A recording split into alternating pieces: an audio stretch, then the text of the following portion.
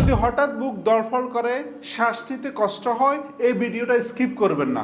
কারণ হয়তো আপনি অ্যাংজাইটিতে ভুগছেন, আপনি হয়তো নিজেই জানেন না। আপনার কি কখনো এমন মনে হয় বুক ধড়ফড় করছে, শ্বাস নিতে কষ্ট হচ্ছে, মাথা হালকা লাগছে, ভয় ভয় লাগে, মনে হচ্ছে এখনই বুঝি মারা যাব?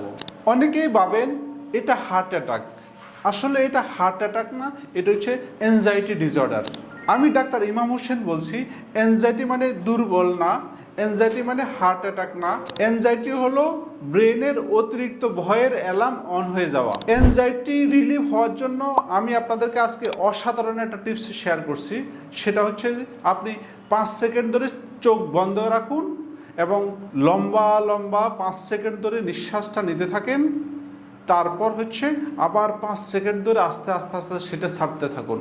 ব্রেন আস্তে আস্তে কি হয়ে যাবে, কুল হয়ে যাবে এবং আপনি আস্তে আস্তে আস্তে কমফোর্ট ফিল করতে থাকবেন।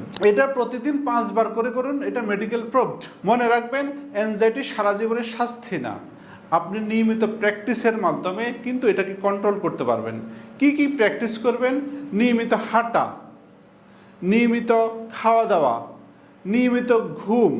আপনি 7 ঘন্টা নিয়মিত ঘুম যেতে পারেন, এবং যদি ক্যাফেইন আপনি কমাইতে পারেন, এবং যদি জটিল হয়ে যায় তাহলে আপনি চিকিৎসা নিয়ে সেটাকে কিন্তু কন্ট্রোল করতে পারেন। আমি প্রতিদিন এমন রোগী দেখি যারা আমাকে এসে বলে, ডাক্তার আমি আগে জানলে এমন হতো না। আজ আপনি আগে জানলেন। এই ভিডিওটা শেয়ার করুন, কারণ হয়তো রাতে একা বসে কেউ ভয়ে কাঁপছে আর সে জানে না এটা কি। একটা শেয়ার, একটা আতঙ্ক কমানো।